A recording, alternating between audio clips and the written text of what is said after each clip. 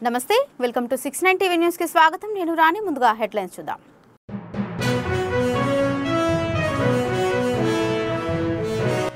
గాంధీ భవన్ లో కోలాహలంగా సాగుతున్న ప్రజలతో ముఖాముఖి ప్రజల నుండి వినతి పత్రాలు స్వీకరిస్తున్న మంత్రి కోమటిరెడ్డి వెంకటరెడ్డి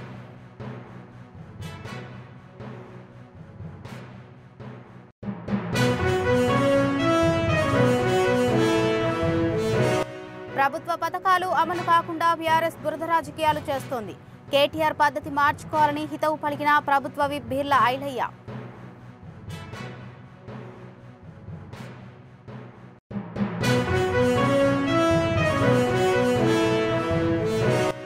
ఏ రాష్ట్రంలో గంజాయి పట్టుబడినా ఏపీ నుంచి వస్తోందనే ప్రచారం జరుగుతుంది ఇప్పుడు అపవాదు తొలగుతోందన్న డీజీపీ ద్వారకా తిరుమలరావు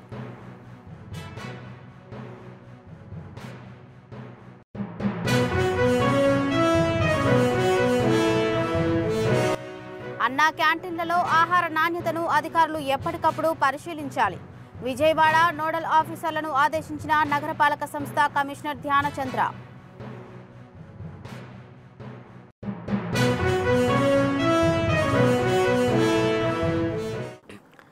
ఇక డీటెయిల్స్ లోకి వెళ్తే గాంధీ భవన్ లో ప్రజలతో ముఖాముఖి కార్యక్రమం ప్రారంభించారు ఈ కార్యక్రమంలో మంత్రి కోమటిరెడ్డి వెంకటరెడ్డి ప్రభుత్వ whip Beerla Ailaiah road development corporation chairman Malreddy Ramareddy పాల్గొన్నారు భారీగా తరలివచ్చిన ప్రజలు తమ సమస్యలు చెప్పుకుంటున్నారు ముఖాముఖి కార్యక్రమానికి వచ్చిన మరుగుజ్జు దంపతులు తమ ఆవేదన వ్యక్తం చేశారు గత బీఆర్ఎస్ ప్రభుత్వం నుండి అధికారులు ప్రజాప్రతినిధుల చుట్టూ తిరుగుతున్నామని రేషన్ కార్డు లేదు ఉండటానికి ఇల్లు లేదని బోరును విలపించారు ప్రజాపాలనలో దరఖాస్తు చేసుకున్న ఫలితం లేదని మంత్రి కోమటిరెడ్డి వెంకటరెడ్డి కలిసి మరోసారి దరఖాస్తు ఇచ్చామని తెలిపారు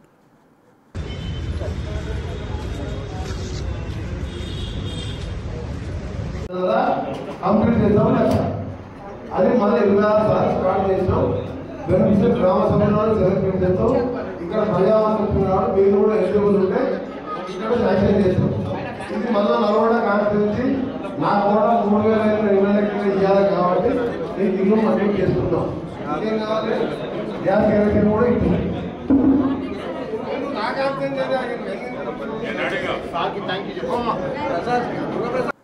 రుణమాఫీ చేసినందుక రైతు భరోసా ఇస్తున్నందుక ఎందుకు రైతు ధర్నా చేస్తున్నారని ప్రభుత్వ విప్ బీర్ల ఐలయ్య ప్రశ్నించారు అయ్య పేరు చెప్పుకుని కేటీఆర్ మామ పేరు చెప్పుకుని హరీష్ మంత్రులు అయ్యారని ఎద్దేవా చేశారు ఉదయ స్వరంగం పూర్తి చేస్తే ఓర్వలేకపోతున్నారని ప్రభుత్వం చేస్తున్న పథకాలు అమలు కాకుండా బురద జల్లాలని చూస్తున్నారని ఆయన ఆరోపించారు మీ పార్టీ వాళ్ళే కాంగ్రెస్ పాలన నచ్చి కాంగ్రెస్లోకి వస్తుంటే మీకెందుకు అర్థం కావడం లేదన్నారు ఇప్పటికైనా కేటీఆర్ పద్ధతి మార్చుకోవాలని లేకుంటే ప్రజలే బుద్ధి చెబుతారని హెచ్చరించారు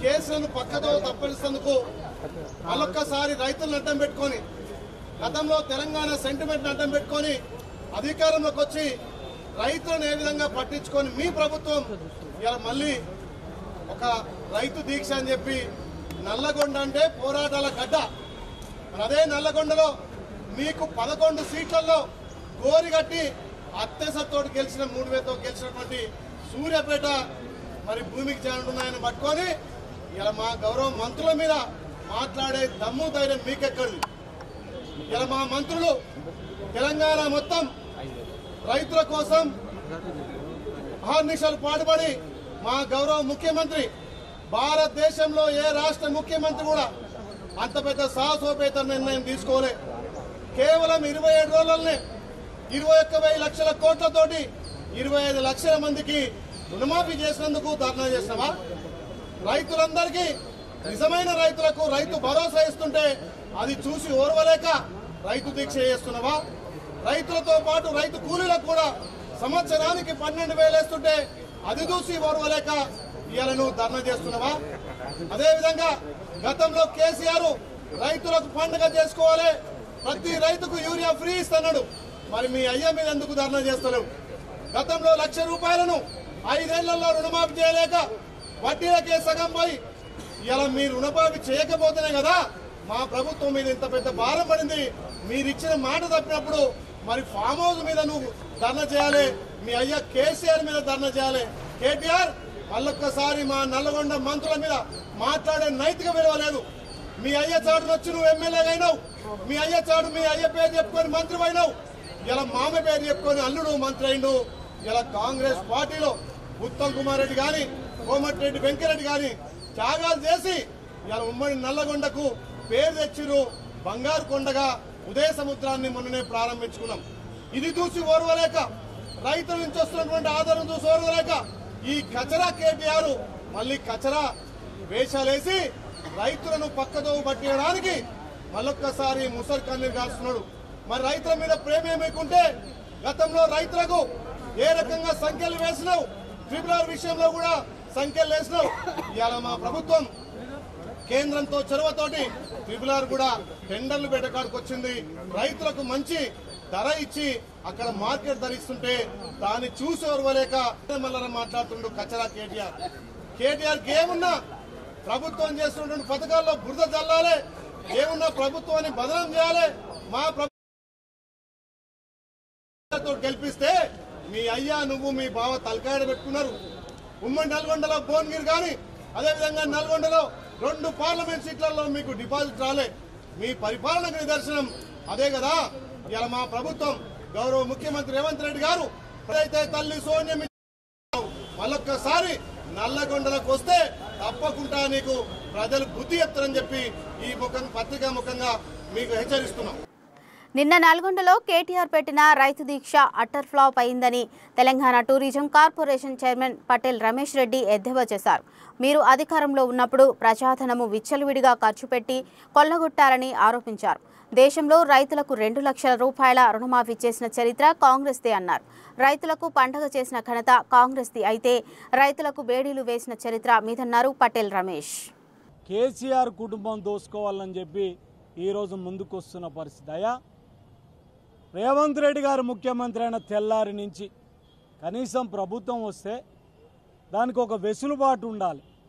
ఈరోజు ఆర్థికంగా సంక్షోభంలోకి నెట్టిన ఈ ప్రభుత్వాన్ని స్లోగా రేవంత్ రెడ్డి గారు మా మంత్రులు కలిసి ఆ ఆర్థిక వ్యవస్థను గాడిలో పెట్టి ఈరోజు నెల కూడా ఫస్ట్కు జీతాలు ఇవ్వటం కానీ, పెన్షన్లు ఇవ్వటం కానీ, సంక్షేమ కార్యక్రమాలు ఇవ్వటం కానీ, ఈరోజు రైతులకు సంబంధించి 21,000 కోట్లు ఈరోజు 25 లక్షల మంది రైతులకు 2 లక్షల రుణమాఫీ చేసిన చరిత్ర కూడా రేవంత్ రెడ్డి గారికి ఉంది. అయ్యా ఇది నీకు కనపడతలేదా? నీ నాయకులకు కనపడతలేదా? ఇలా రైతు బంధు కూడా 10,000 రూపాయలు ఉంటే రైతుల మీద ప్రేమతోటి రేవంత్ అన్న ప్రభుత్వం ఈరోజు ప్రభుత్వం ఆర్థిక సంక్షోభంలో ఉంటే కూడా 12,000 రూపాయల రైతు బంధుని ఇవ్వడానికి ముందుకొచ్చిన ప్రభుత్వం. నిన్న 26వ తారీఖు నుంచి 4 సంక్షేమ కార్యక్రమాలు రైతులకే కాకుండా రైతు కూలీలు, భూమి లేని కూలీలకు ప్రతి సంవత్సరం కూడా 12,000 రూపాయలు ఈ దేశ చరిత్రలో ఏ ప్రభుత్వం చేయని సాహసోపేతమైన నిర్ణయం తీసుకొని ఈరోజు 12,000 రూపాయలు కూడా ఇస్తున్న చరిత్ర. అంతేకాకుండా వీళ్ళకి ఏమైనా సిగ్గుంటే 10 సంవత్సరాలలో ఒక్క రేషన్ కార్డు అని ఇచ్చినారా? గ్రామాలల్లో ఒక ఇళ్ళనే కట్టించినరా? ఈరోజు ఒక్కొక్క నియోజకవర్గానికి 3,500 ఇళ్ళ చొప్పున 5 లక్షలతోటి ఇళ్ళ నిర్మాణం. ప్రతి అర్హత కలిగిన కుటుంబానికి రేషన్ కార్డులు ఇచ్చే కార్యక్రమాన్ని, ఈరోజు ఇందిరమ్మ ఇండ్ల కార్యక్రమాన్ని, ఇందిరమ్మ ఆత్మీయ భరోసా కార్యక్రమాన్ని ఒక చరిత్రలో నిలిచిపోయే విధంగా ఈరోజు ప్రారంభించడం జరిగింది. దీన్ని జీర్ణించుకోలేక ఎక్కడ కాంగ్రెస్ ప్రభుత్వానికి మంచి పేరు వస్తుంది, రేవంత్ రెడ్డి గారు 10-15 ఏళ్ళు అధికారంలో ఉంటాడని ఒక ఈర్ష్యతోటి, అంతేకాకుండా ఈరోజు 2వ ప్లేస్కు బీఆర్ఎస్కు బీజేపీకి మధ్యన పోటీ పడ్డది. ఎవరు ముందుండాలనే తాపత్రయంతో ఈరోజు మా మీద విమర్శలు చేస్తున్నారే తప్ప ఇంకొకటి కాదు. ఈరోజు నల్గొండను తీసుకుంటే ఎవరైనా నల్గొండను డెవలప్ చేసింది? 12 లక్షల ఎకరాలకు సాగునీరు అందిస్తున్నామంటే అది కాంగ్రెస్ ప్రభుత్వం చేసిన ఘనత. నాగార్జున సాగర్ కానివ్వండి, ఎస్ఆర్ఎస్పి కానివ్వండి, ఎస్ఎల్బిసి ద్వారా నీళ్ళు అందించిన చరిత్ర కూడా కాంగ్రెస్ పార్టీకి ఉంది. ఈరోజు 4 లక్షల మంది రైతులకు అక్కడ 2 లక్షల చరిత్ర కూడా కాంగ్రెస్ పార్టీకి ఉంది. దీన్ని జీర్ణించుకోలేక ఈరోజు విచ్చలవిడిగా మరి మాట్లాడుతున్నారు. దీన్ని మేము తీవ్రంగా ఖండిస్తున్నాం. అంతేకాకుండా ఈరోజు మా ఉత్తమ్ కుమార్ రెడ్డి గారు కోమటిరెడ్డి వెంకటరెడ్డి గారి మీద కేటీఆర్ ఇష్టం వచ్చినట్టు మాట్లాడుతున్నాడు. అయ్యా కేటీఆర్, నీకేమైనా సిగ్గుంటే పోయి నీ అయ్యే ఫామ్ హౌస్ ముందు ధర్నా చేయి. సంవత్సరంగా ప్రతిపక్ష నాయకుడు గంజాయి మాదక ద్రవ్యాల నియంత్రణపై ప్రభుత్వం చేపట్టిన చర్యలు క్రమంగా సత్ఫలితాలు ఇస్తున్నాయని డీజీపీ ద్వారకా తిరుమలరావు తెలిపారు. ఉత్తరాంధ్ర పర్యటనలో భాగంగా విజయనగరం జిల్లా పోలీసు కార్యాలయంలో నేరాలు, శాంతి భద్రతలపై సమీక్షించారు.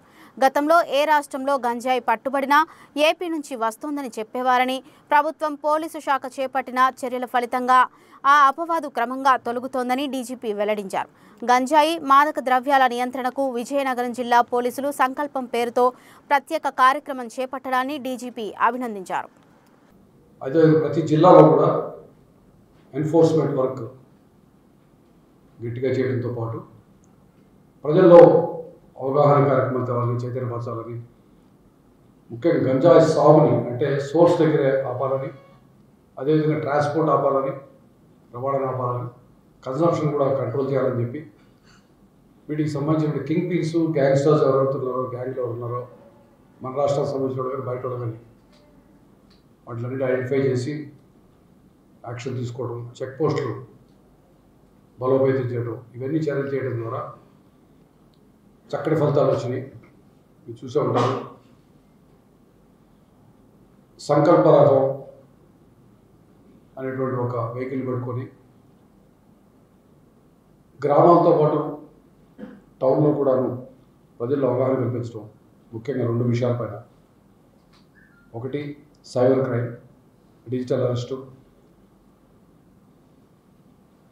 హనీ ట్రాప్ అండి లేదా సెక్స్టార్షన్ దానిపైన, ఇన్వెస్ట్మెంట్ స్కామ్స్, జాబ్ ర్యాకెట్స్ వాటిపైన అవగాహన కల్పించేటువంటి ఒకటైతే, రెండవది గంజాయి నిర్మూలన గురించి తెలియచేయటం, అదేవిధంగా మహిళలపై, చిన్నారులపై జరిగేటువంటి లైంగిక వేధింపులు, అత్యాచారాలపైన సమాయత్తం చేయటం, రోడ్ యాక్సిడెంట్స్ విషయంలో రోడ్ సేఫ్టీ గురించి, రోడ్డు భద్రత గురించి చెప్పటం, ఇవన్నీ కార్యక్రమాలు చేస్తూ ఉన్నాం. ఈ మధ్యకాలంలో అంటే మీ అందరి ద్వారా కూడా ఒకసారి నేను తెలియజేయాలనుకుంటాను. ఆల్రెడీ ఎస్పీలు చెప్తా ఉన్నారు. డిజిటల్ అరెస్ట్ అనేటువంటి ఒక ఫోన్ కాల్స్ ద్వారా, వీడియో కాల్స్ ద్వారా కొంచెం ధనవంతుల్ని భయభ్రాంతులు చేసి వారిని భయంలో పెట్టి వాళ్ళ చేత మనీ ట్రాన్స్ఫర్ చేస్తూ ఉన్నారు. డిజిటల్ అరెస్ట్ అనేది అసలు లేదు భారతీయ చట్టంలో. అసలు డిజిటల్ అరెస్ట్ అనే కాన్సెప్ట్ లేదు. అది దయచేసి అందరూ అర్థం చేసుకోండి. డిజిటల్ అరెస్ట్ అనగానే భయపడిపోయి మనీ ట్రాన్స్ఫర్ అనేది చేయొద్దు. అదేవిధంగా మీకు ఏదో పార్సల్ అక్కడ ఇరుక్కుపోయింది, బాంబేలో ఉంది, ఢిల్లీలో ఉందంటే తెలుసో తెలియకో మనీ ట్రాన్స్ఫర్ చేయడం చేయొద్దండి.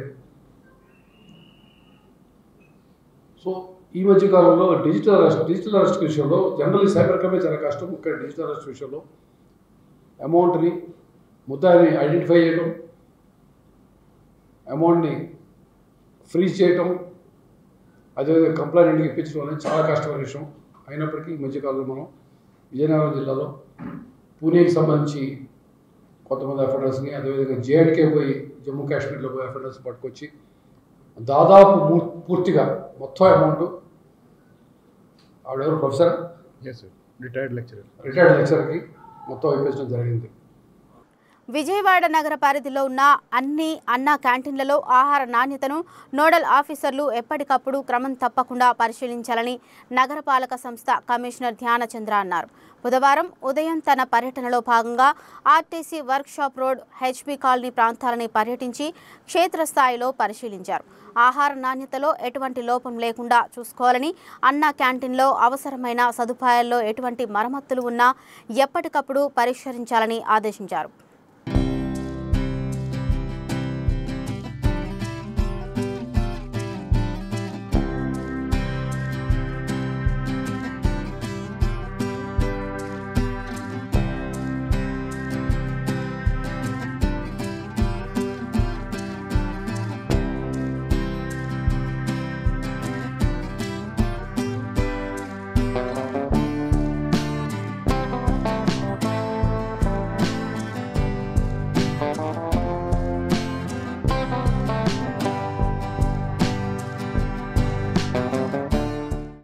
ఫైబర్ నెట్ వ్యవహారంలో అప్పటి ప్రతిపక్ష నేత ప్రస్తుత సీఎం చంద్రబాబుపై పెట్టిన కేసులో విచారణాధికారులు దాఖలు చేసిన ఛార్జ్షీట్ను న్యాయస్థానం కొట్టివేసిందని AP fibre net chairman GV Reddy తెలిపారు. ఛార్జ్ షీట్ను కోర్టు తిరస్కరిస్తే జగన్ సొంత పత్రికలో మాత్రం తప్పుడు కథనం ప్రచురిస్తున్నారని తెలిపారు.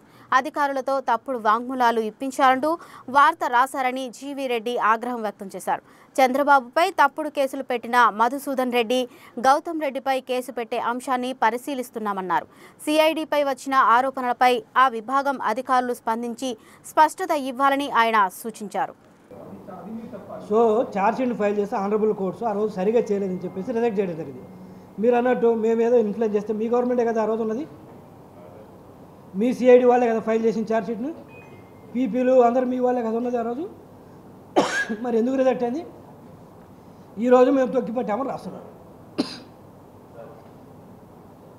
సో తొక్కిపడడం ఏంది? ఈరోజు ఉన్న ఐఏఎస్లో ఐపీఎస్లోకి 2019-20 మధ్యలో చేసిన వాళ్ళు కదా వీళ్ళందరూ. ఒకరిద్దరు దీంట్లో సాక్ష్యాలు చెప్పిన వాళ్ళనా? ఆ రోజున ఆఫీసర్స్ మొత్తానికి పోస్టింగ్లు ఇచ్చాం కదా ఈరోజు మేము. ఎవరికి ఇవ్వలేదు చెప్పండి పోస్టింగ్స్? మీడియా వాళ్ళకు రాయడం జరిగింది. ఆ రోజు చంద్రబాబు నాయుడు గారికి వ్యతిరేకం చేసిన ఆఫీసర్స్ కూడా పోస్టింగ్లు ఇవ్వడం జరిగిందని.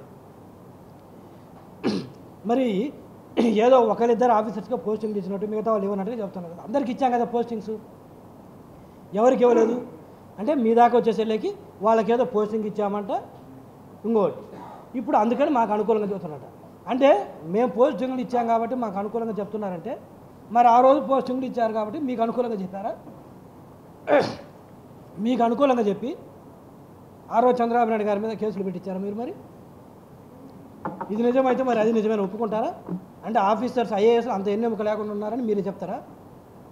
అంత దిగజారుస్తారా వాళ్ళని మీరు? ఇదో ఆస్పెక్ట్. చెరుకూరు శ్రీధర్ గారి గురించి రాశారు. ఒక పక్క చెరుకూరు శ్రీధర్ గారు మా మనిషేనని మీరే చెప్తారు గతంలో సిఆర్డీఏగా ఉన్నప్పుడు. కానీ మళ్ళీ దీంట్లో ఏం చెబుతారు? మేము ఆయన భయపెట్టి లొంగ తీసుకున్నామంట. అతను మా మనిషి అయినప్పుడు మళ్ళీ మేము భయపెట్టి లొంగ తీసుకోవాల్సిన అవసరం ఏముంది? ఓ పక్క చెరుకూరు శ్రీధర్ గారు లేకపోతే మిగతా ఆఫీసర్స్ మా మనుషులే చెబుతారు, ఇంకో పక్కనేమో బెదిరించి లొంగ తీసుకున్నామంట. అరెస్ట్ చేసి రాసామంట, అరెస్ట్ చేసి బెదిరించి లొంగ తీసుకున్నామంట. అంటే వీళ్ళ ద్వంద్వ వైఖరి ఏ విధంగా ఉందంటానికి ఇది బెస్ట్ ఎగ్జాంపుల్. సో నేను ఇందాక ఎఫ్ఐఆర్ కూడా చెప్పాను, ఎక్కడ కూడా వాళ్ళు కంప్లైంట్ ఆయన పేరు లేదు, ఇన్వెస్టిగేషన్ లేదు, ఛార్జ్షీట్ ఇప్పుడు వస్తుంది. కంప్లైంట్ ఇచ్చింది ఒకళ్ళు, ఎఫ్ఐఆర్లో రాసిన పేరు ఒకళ్ళు. చైర్మన్ కంప్లైంట్ ఇస్తాడు, కంప్లైంట్ ఇచ్చినట్టుగా ఎండీ ఇచ్చినాడని రాస్తాడు. అంటే ఆ రోజు ఎండీ చైర్మన్ కూడా ఏ స్థాయిలో సహకరించారంటానికి బెస్ట్ ఎగ్జాంపుల్ ఇది. అంటే ఇంత నీతి మారినట్టుగా సాక్షి ఈరోజు అది ప్రతిపక్షంలో ఉన్నా కూడా 11 సీట్లు పడిపోయినా కూడా ఇంకా ఏమాత్రం లేకుండా ఇంకా ఏదో జరిగిపోయినట్టుగా కొంపలు మునిగిపోయినట్టుగా రాస్తాడు. నేను చెప్తాను ఈరోజు పవిత్ర కన్స్ట్రక్షన్, మళ్ళీ నేను చెప్తాను దాని మీద సపరేట్ ప్రెస్ మీట్ పెడతాను. పవిత్ర కన్స్ట్రక్షన్ చెప్పి దాదాపు 100 కోట్ల పైన వర్కులు ఆ రోజు ఉన్న మధుసూదన్ రెడ్డి గారు ఎండి గారు సొంత వాళ్ళ ఇంట్లో వాళ్ళకి ఇచ్చాడు. ఎట్లా ఇస్తారండి? కాన్ఫ్లిక్ట్ ఆఫ్ ఇంట్రెస్ట్ రాదా? సొంత బ్రదర్స్కి ఇచ్చాడు. నేను మళ్ళీ దాని మీద డీటెయిల్గా చెప్తాను. అది బెనిఫిట్ చేయడం అంటే, అది కాన్ఫ్లిక్ట్ ఆఫ్ ఇంట్రెస్ట్ అంటే. ఒక కులంలోనో ఒక మతంలోనో వస్తే అది ఎవడేం చేస్తాడు? అది ఆ రోజు ఉన్న మధుసూదన్ రెడ్డి గారు ఇంట్లో వాళ్ళకి ఇచ్చాడు. ఒకటిగా చాలా కంపెనీలు ఇచ్చాడు. అందులో పవిత్ర కన్స్ట్రక్షన్స్ ఒకటి 100 కోట్ల పైగా ఇచ్చాడు. టెండర్స్ ఇచ్చేసి వర్క్ చేయించుకున్నాడు, సప్లై చేయడం జరిగింది. మెటీరియల్స్ మొత్తం ఇష్టం వచ్చినట్టుగా పేమెంట్ చేశారు. మరి అది కదా ఈ కేసులు, అవి కదా ఇచ్చుకోవడం అంటే, లబ్ధి చేసుకోవడం అంటే, ఇదే లబ్ధి చేయడం అంటే, అదే లబ్ధి చేయడం అంటే. మరి జగన్మోహన్ రెడ్డి గారు ఏం సమాధానం చెప్తారు దానికి? పెట్టమంటారు దాని మీద కేసు? పెట్టమంటే నేను పెడతాను కూడా గ్యారంటీగా. అలాంటి కంపెనీలు బయటికి తీస్తాను, నేను ఉన్నాయి, వర్క్ చేస్తున్నాడు. ఎందుకంటే ప్రాపర్ వీళ్ళ మాదిరి అడ్డగోలుగా రాలేం కదా.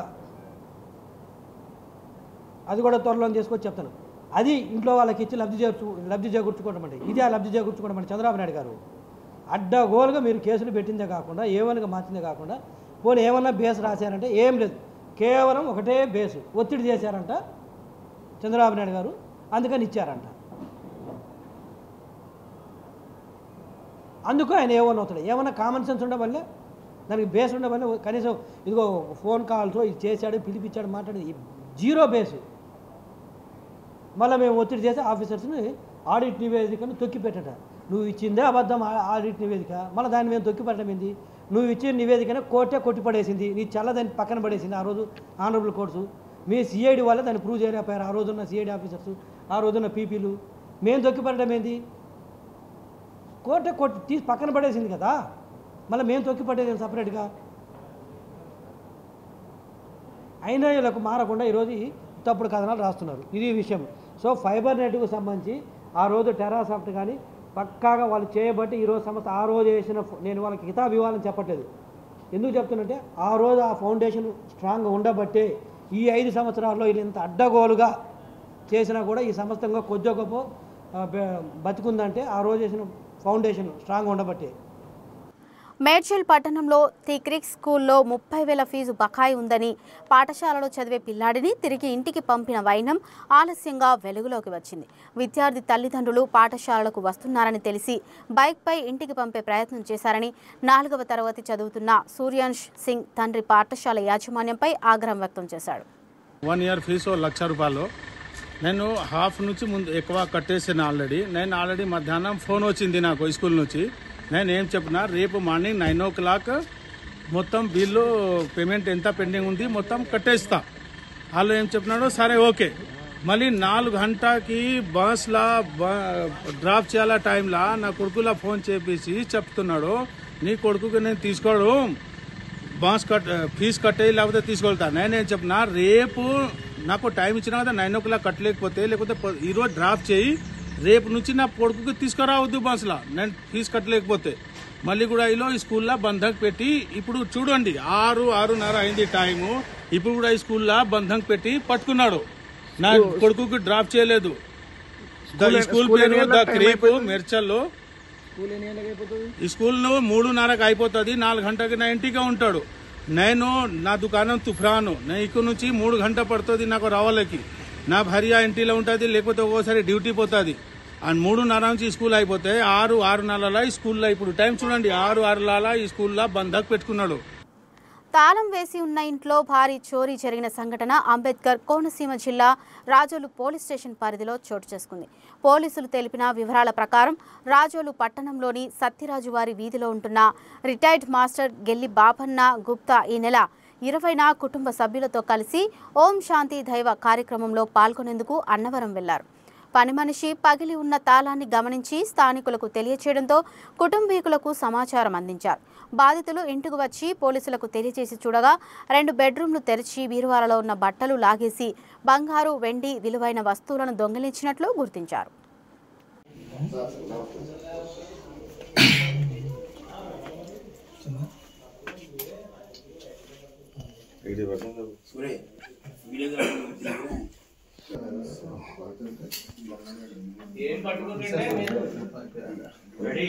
మొత్తం చేసుకున్నాక క్లాత్ పెట్టి తెచ్చేస్తాడు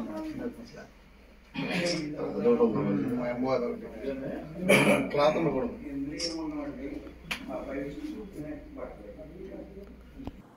సికింద్రాబాద్ మహర్షి కాలేజ్లో విద్యార్థుల ఆందోళన చేపట్టారు. నాగేంద్రం అనే లెక్చరర్ తమ వీడియోలు తీశారంటూ పోలీసులకు ఫిర్యాదు చేశారు. ప్రిన్సిపాల్ పోస్టు కోసం ప్రిన్సిపాల్ లెక్చరర్ మధ్య విభేదాలతోనే విద్యార్థులు ఫిర్యాదు చేసినట్లుగా భావిస్తున్నామని పోలీసులు తెలిపారు. కేసు నమోదు చేసుకుని దర్యాప్తు చేస్తున్నామని సిఐ రామయ్య తెలిపారు.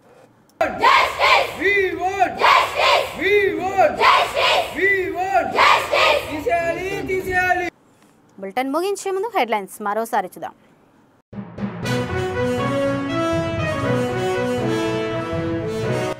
గాంధీ భవన్లో కోలాహలంగా సాగుతున్న ప్రజలతో ముఖాముఖి. ప్రజల నుండి వినతి పత్రాలు స్వీకరిస్తున్న మంత్రి కోమటిరెడ్డి వెంకటరెడ్డి.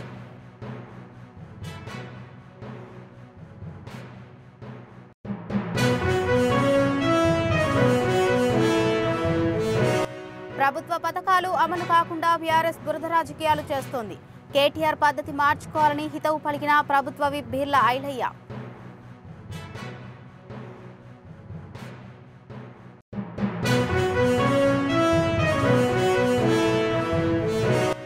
ఏ రాష్ట్రంలో గంజాయి పట్టుబడినా ఏపీ నుంచి వస్తోందనే ప్రచారం జరుగుతుంది. ఇప్పుడా అపవాదు తొలగుతోందన్న డీజీపీ ద్వారకా తిరుమలరావు.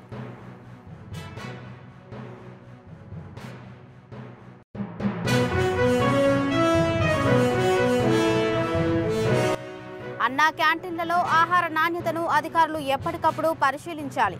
విజయవాడ నోడల్ ఆఫీసర్లను ఆదేశించిన నగరపాలక సంస్థ కమిషనర్ ధ్యానచంద్ర.